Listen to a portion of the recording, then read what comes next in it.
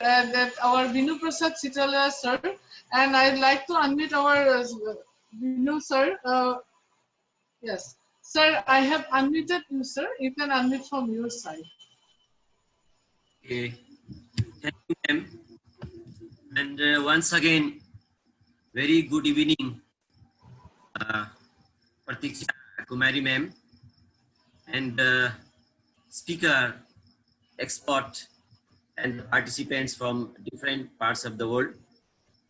Today, I have also a presentation on the same topics that former expert has already delivered his presentation over here. The topic is,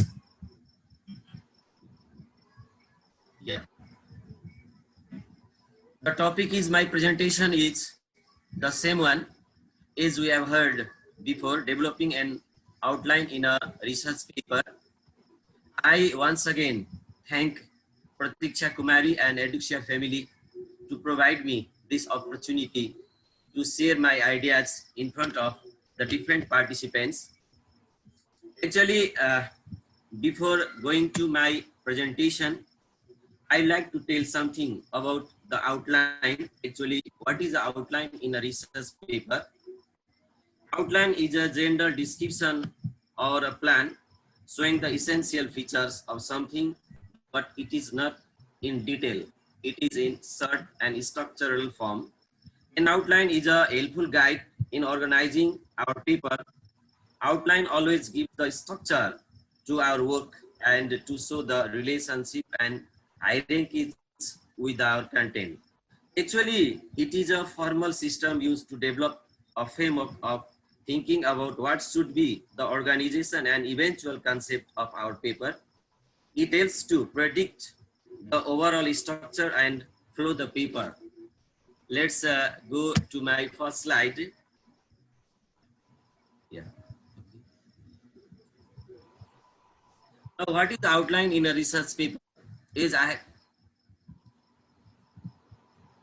What is the outline in a research paper? As I have already told, an outline is defined as a simple format and a to-do list that helps the researcher their ideas and thoughts in a proper.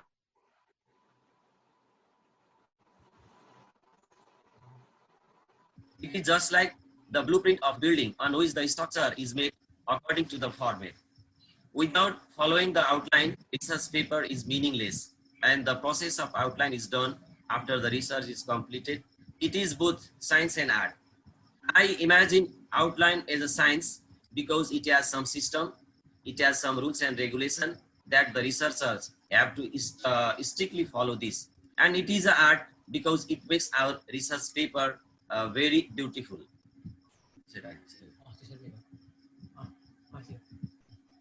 Now, advantage of outline. There are different advantages of outline. That is why every researchers want to make it. The first advantage of outline is focus. An outline helps the researchers focus their attention. They do not have any confusion where to write what. It is clear-cut roadmap from start through the middle and to the end. The second advantage is the faster writing. Actually, every researchers want to write their research paper in a faster way. So the outline also helps them to do this. Outline naturally helps the researchers to write more quickly, more effectively, because they have already decided what to write where and what to is the next. The third advantage is follow the information systematically. Outline makes the writing is an organized way that follows the information systematically, which makes the reader understand the subject matter very easily. Moreover, systematic arrangement makes the presentation also beautiful. Next, makes transition smoother. Transition of words and sentences between the lines and paragraphs play the vital role to attract the attention of the reader. They always try to see the relation between the points and lines. Outline of writing research help to make a smooth transition to the researcher as they have already decided what to write to the next. Next advantage is balance in writing. Reviewing an outline makes it easy to determine if the right amount of emphasis is placed on each topic. Simple enough. Researchers might find that they need to move things around to get the right balance, or perhaps they will decide to remove an unnecessary information. Maintaining order or hierarchy is another benefit and advantage of outline. Outline itself has an order, thus it helps the writing research paper in order. The organization of its pattern makes its researchers present the research in same order form. Thus, there is the uniformity in presentation of every researcher. Strengthening the writing is another advantage. An outline has different topics and subtopics. The researchers had to present his views in a small and organized topic. Naturally, the writing is strong on this basis. No use unnecessary words and sentences. Making outline means writing only necessary words and sentences. Thus, the researchers try to write only related and necessary information that are highly important to carry out the meaning of the research. Now, next, general outline of the research paper.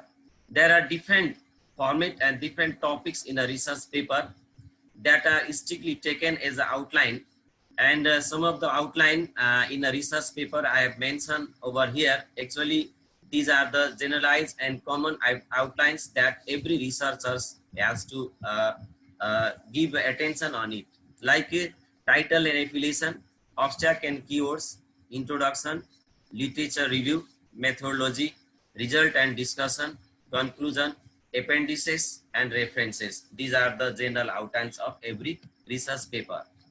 Let's come to the title topics. The title is the first written thing in a research paper. It is in the cover page, and in title, the name of the author, his affiliation, everything is written. And while writing the title, the researchers has to consider some very important things. I have provided here some tips, like the title must be complete in limited words, perhaps not more than 8 to 15 words. Because if the title is very longer and more words and phrases are used in a title page, on the one hand, it is difficult for the reader to read the title page, and at the other hand, the longer sentences is not given a clear meaning of the research. And the title must be properly connected to the subject. What subject the researcher has given in his research paper, that subject must be connected to the title also. And in title page, the researchers must try to use a single phrase, and grammatically correctness is also very necessary in the title page, because we know that first impression is the last impression. Even in the title page, if there is the grammatical if there is a wrong grammatical correction, grammatical things, then the readers do not like this title, and they think that it may be that inside the research paper also such type of mistakes is available. So there must be properly capitalization also. We know that in a title page, while writing the topic of the research paper, the first letter of every word should be in capital. Now next we are coming to author and affiliation. Is I have already told you that in a title page, the name of the author and his or their affiliation is also given over there. We know that sometimes there is only one author, and sometimes there are more than one author also. So if there is only one author and affiliation is also one, the way of writing is another. And if there are two or more than authors and they belong to two or more affiliation, the style of writing is also different. For example, if there are two authors and both authors are related to same affiliation, I mean two authors and one affiliation. Sometimes two authors and two affiliation. Sometimes there are three authors and they belong to same affiliation, and sometimes there are three authors and they belong to more than three affiliations also. The way of writing or the method of writing is different in this case. For example, if there are two authors and they belong to same affiliation, in this case we have to write name of the author and second name of the author and their same of affiliation below the name. And if there are three authors and they belong to same affiliation, first we have to write the name of the author, first name of the author, second name of the author, and third name of the author, and below the name the affiliation should be written. But sometimes there are two authors and two affiliation. In that case, we can write the name of the author, his affiliation, and the name of the author and his affiliation. Sometimes the way of writing is another also like this. Author 1 and author 2, and below this affiliation and 1 and affiliation 2. We can write this way also. Now we are coming to the point in abstract. An abstract is a brief summary of a research article, thesis, or a review paper, or conference proceeding, or any in-depth analysis of a particular subject, and is often used to help the reader quickly ascertain the paper's purpose. And this abstract should not be longer than 1 page, and it should be between 200 to 250 words, and 3 to 5 keywords also necessary in the abstract section.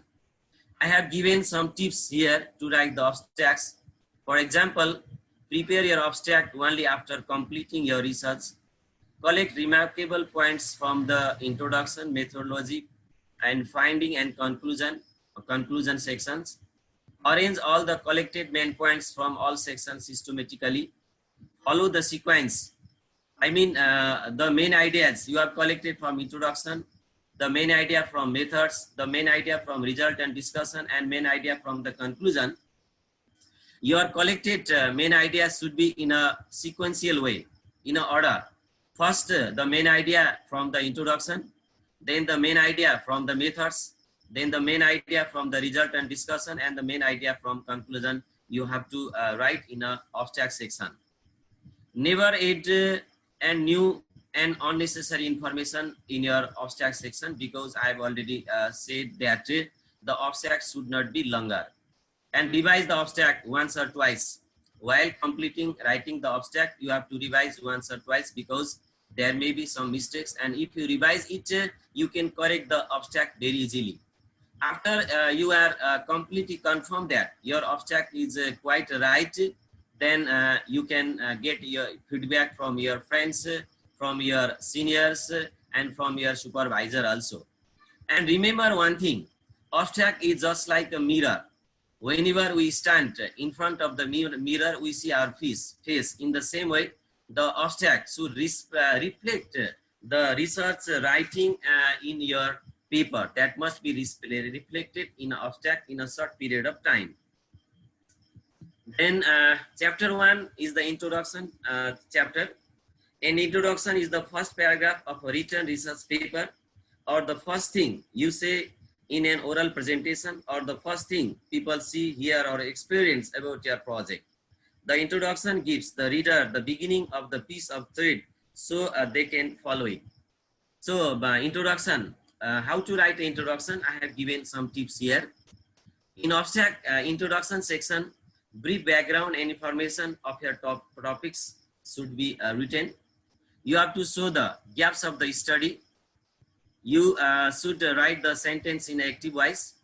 You should write appropriate and strong verbs, so that these verbs can easily attract the attention of the readers and your supervisor also. And be careful about first person pronoun in writing.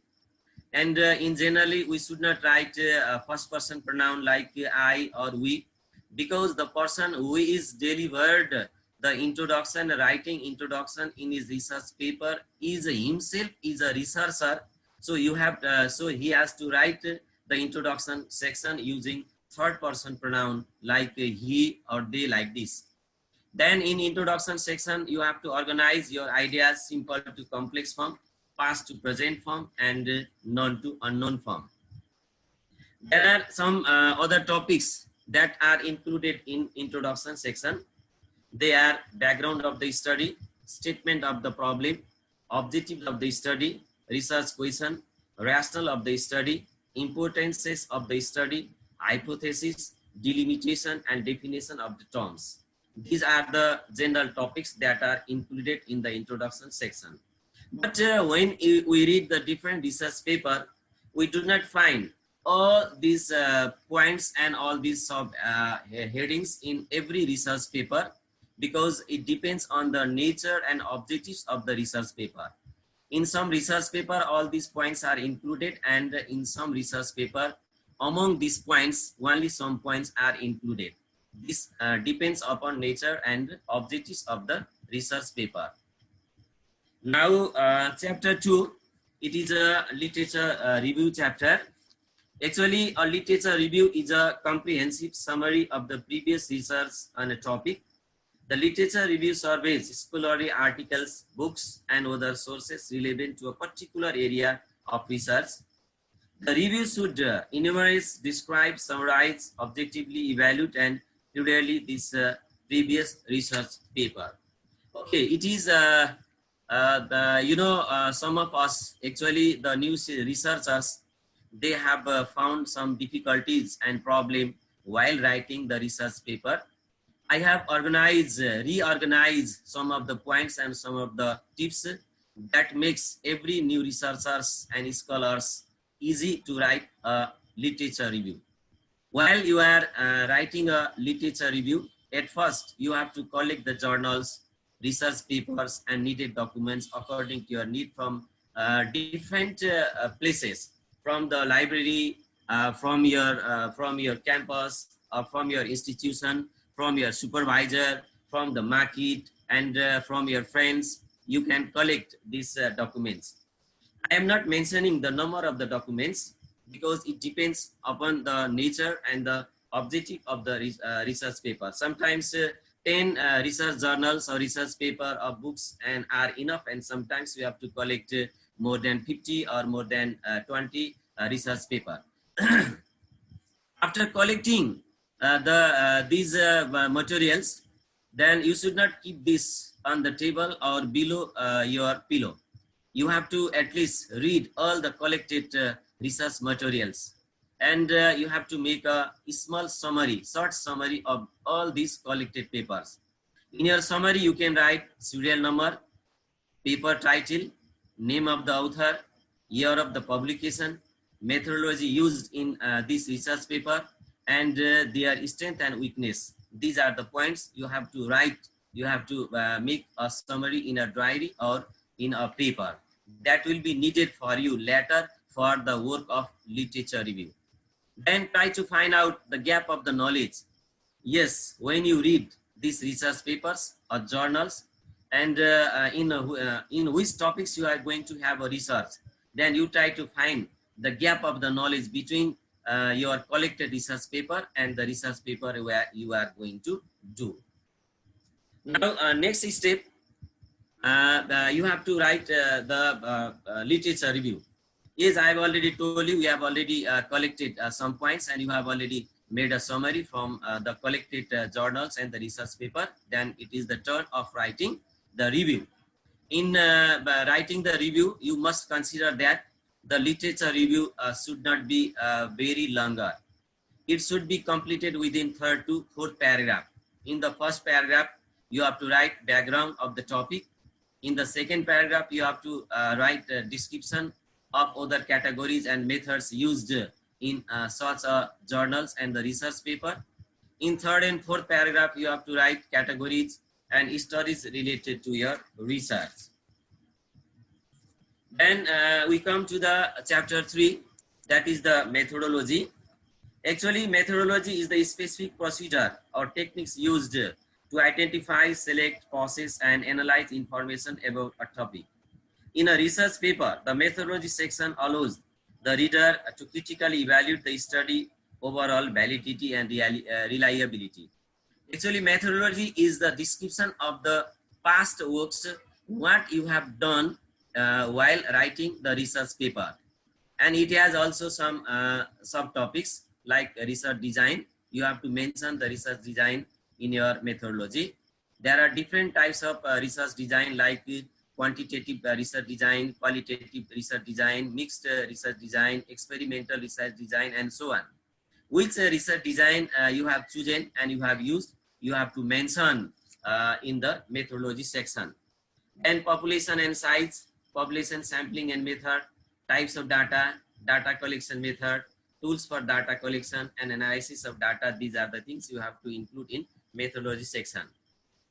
While we are talking about the size of the population, I have got here one very interesting chart. Then I am going to share this chart among with you. We are talking about the population its size.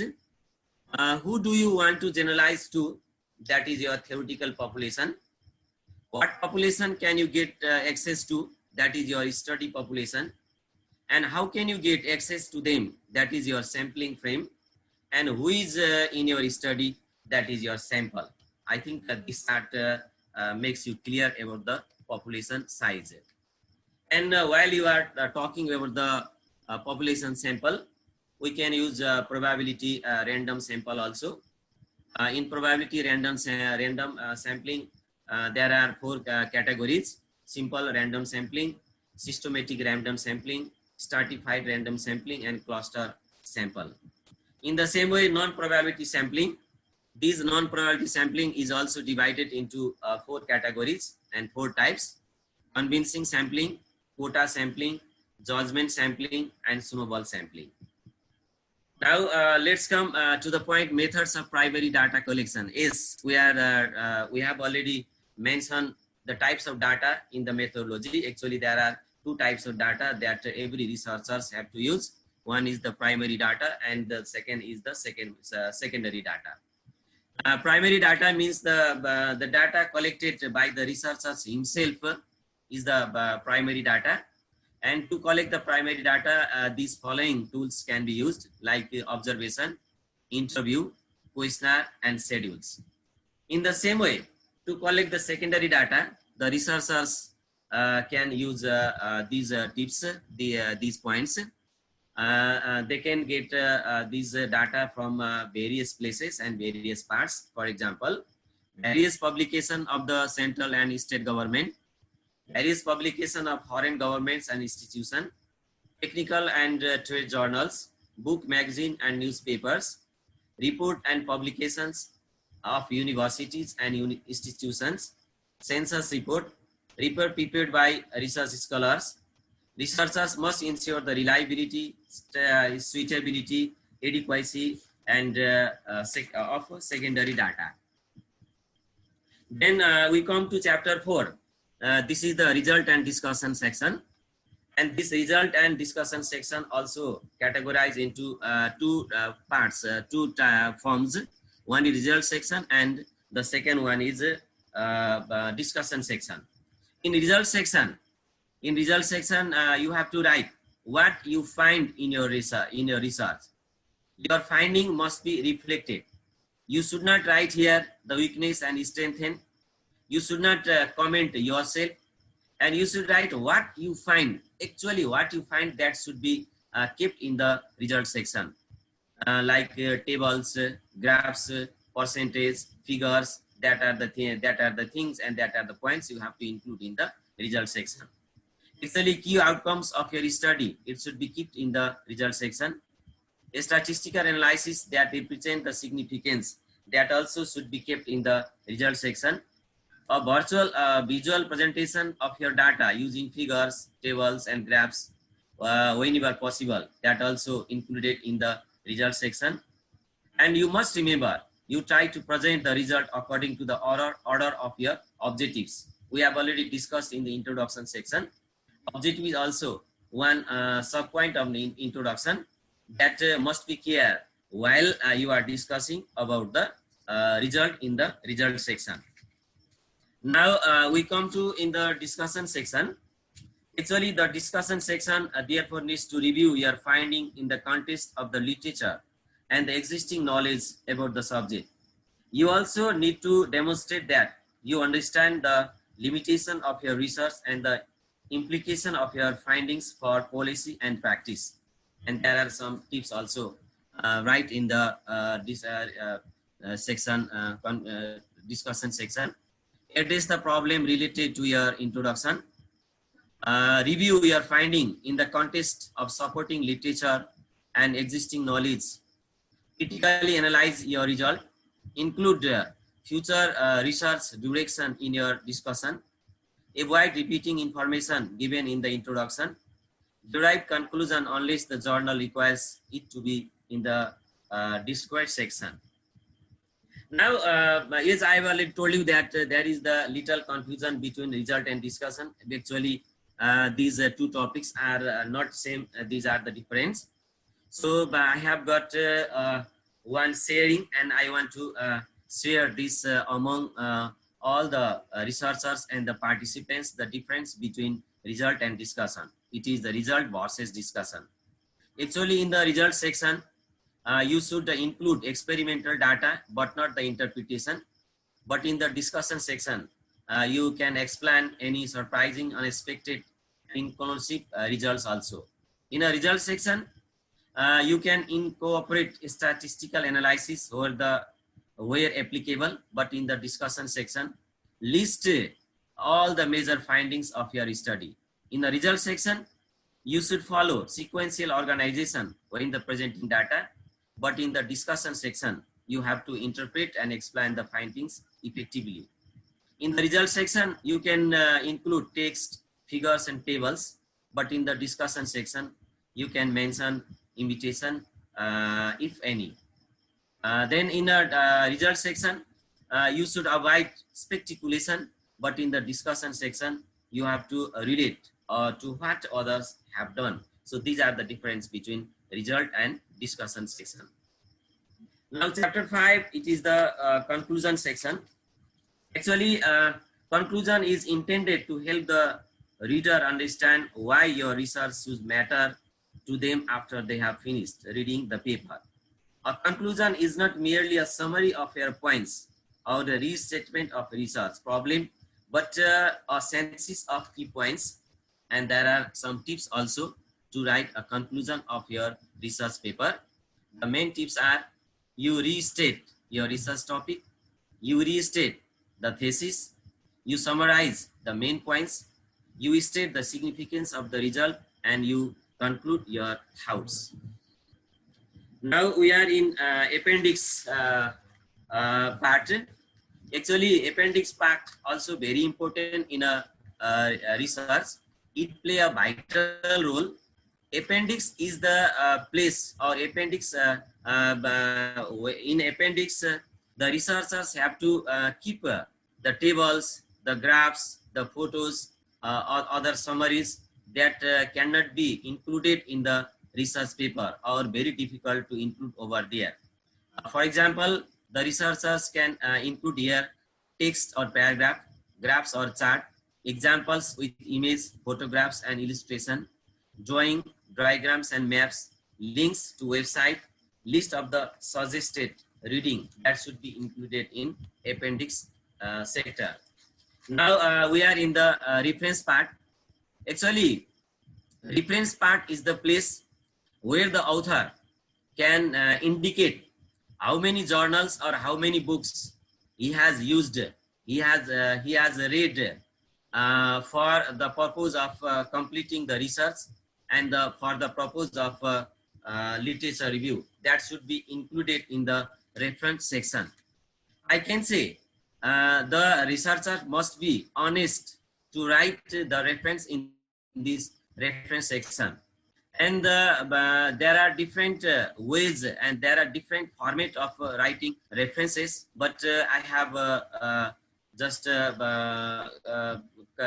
connected with APA format of 7th edition here, how to write a reference in the reference section. For example, a scholarly journal or article with a data object identifier DO, if a number is also given there, and if such a journal the researchers has used, the way of writing is author name, then date of publication, the title of article, and volume number, issue number, page number. For example, Smith J. A. Brown, RW and ROX YUM 2012 is the date of publication. How to create an APA reference page.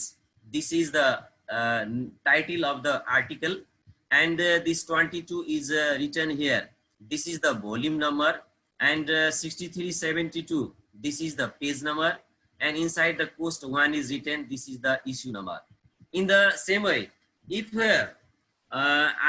DO number, if a DO number is not present there, then the way of writing is author name, date of publication, title of article, then issue number, volume number, issue number, then page number.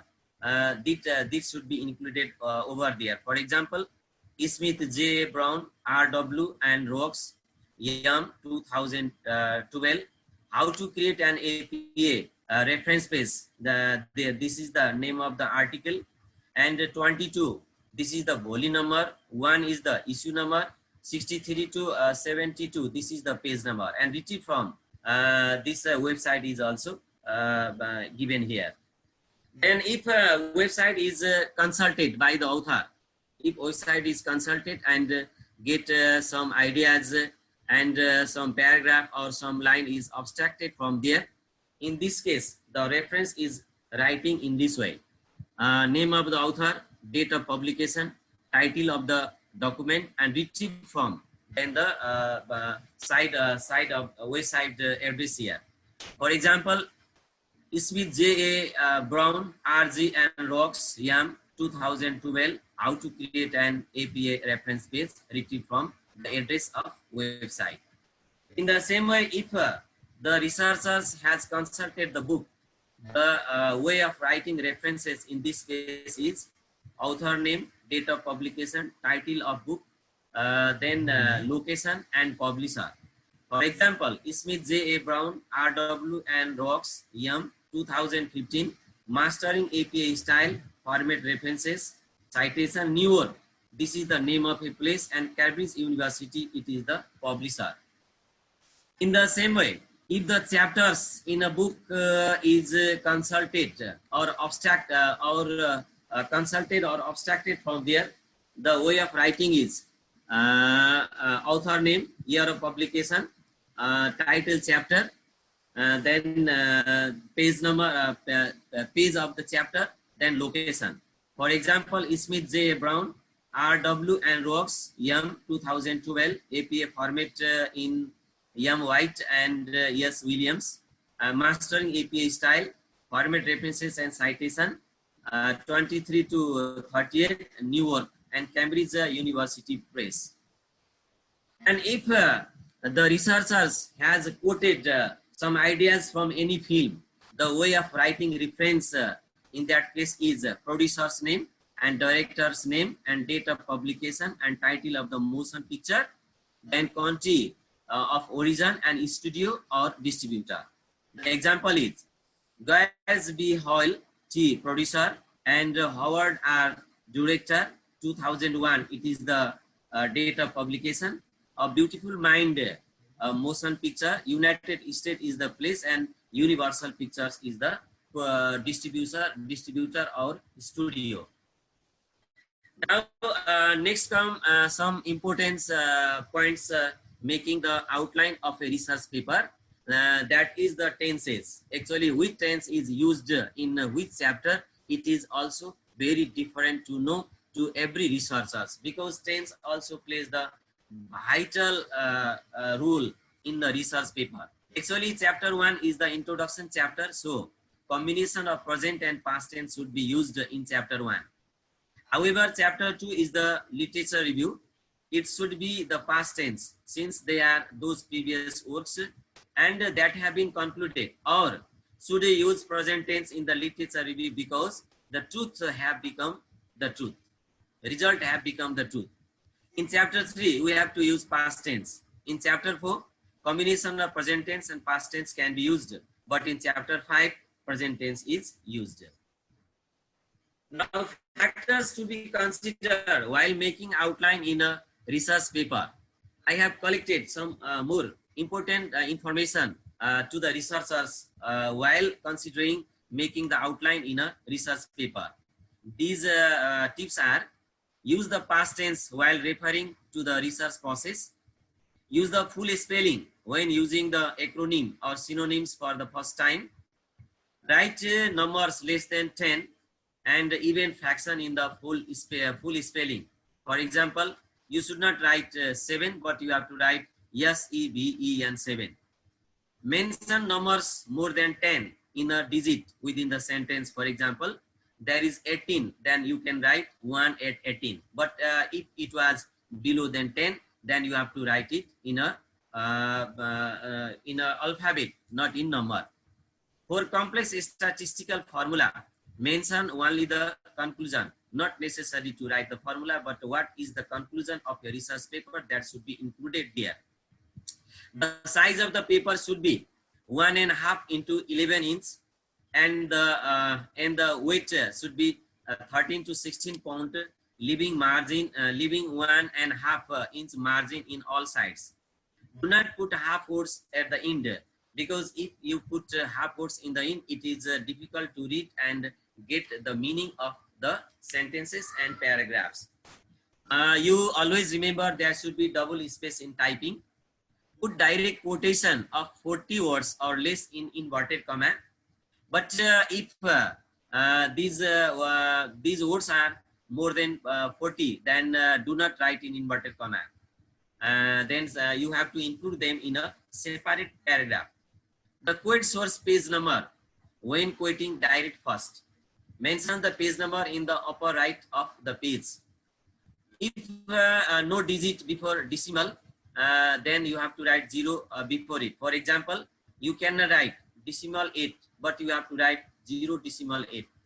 Do not use gender, ethnic and discriminatory terminology in the report, because sometimes this type of writing can create a conflict and difficulties for the researcher.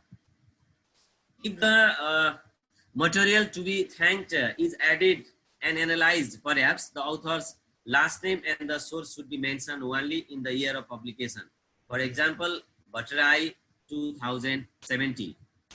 Mentioning the source of two authors refers to surname and published year of the same author. For example, Baral and Limbu 2068.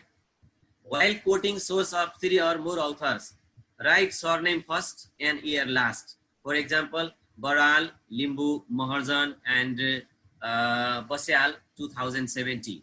And the second time referring Sharma ETL 2012 like this.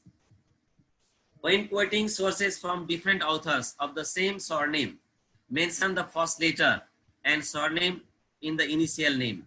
E.g. example, A. Smith 2004 and B. Smith 2004. If the sources published in different dates from the same authors are to be cited in the same place, the author's last name and the year of publication of the source should be mentioned. For example, Sharma 2004 and 2007. Now let's come to the summary of the outline. Actually, our research paper, I have in the beginning, I have written the general outline of the research paper. That our research paper is divided into 3 parts: preliminary part, main body, and reference parts. In preliminary section, we have to include these subheadings like title page. Title page is heading indicating the subject. It is the subject topics of the research paper we have to include in the cover page. Then declaration of the candidate.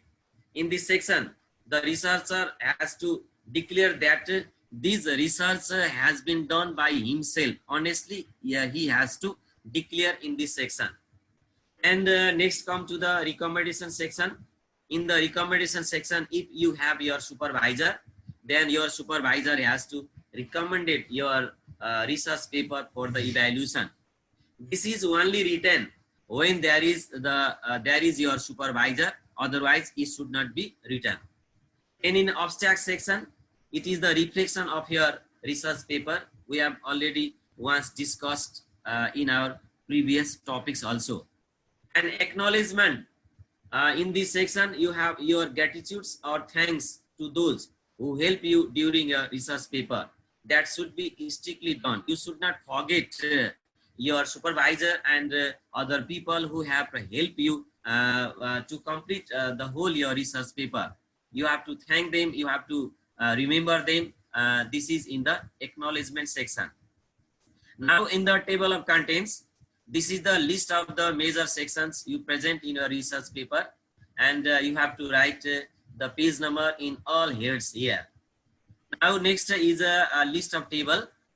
List of tables you present with page number. List of table means how many tables you have included in your research paper. That should be written with the page number. In which page number, table number 1, or which page number, table number 2, and what is the name of that table you have to include in this section.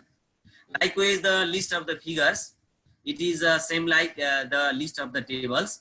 If you have used some figure in your research paper while completing it, you have to mention this in the list of the figure section, and you should not forget to write its page number also and name of the figure also.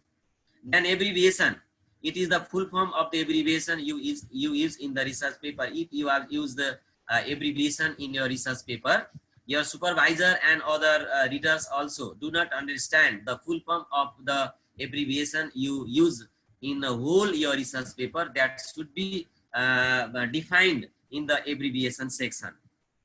Now we come to in the main body. We have once already discussed about this main body also.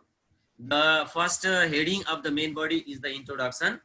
We have already discussed what we have already discussed earlier, what should be written in the introduction section. Actually, why and what you researched, this you have to include in the introduction section. Then in literature review, I've already discussed what should be written in the literature review. How many journals and books and research paper you have collected, and what you have find over there, you have to write in literature review. In methodology section, you have to include what and how did do your research paper. The research design, population, sample, size, methodology, all things you have to include in the methodology section. In a result section, you have to write what you have found in your research paper. In a discussion section, you have to write relevance of your research, strength and weakness also you have to present here. In conclusion section, the summary of the result and your findings should be written. In recommendation section, instead need to be done as the result of your findings, it should be included in recommendation section. Now we are in the reference section. That reference section also categorized into 3 parts. One is appendix, one is glossary of terms, one is references. But I want to tell you, in every research paper, all these 3 terms, 3 headings and subpoints are not included. It depends upon the nature and the objectives of your research paper. That are the things that is necessary for you while developing your research paper. I have completed this one. Thank you for your patience, and namaste from Nepal. And these are the references that I consulted many things to write my presentation over here. Thank you very much.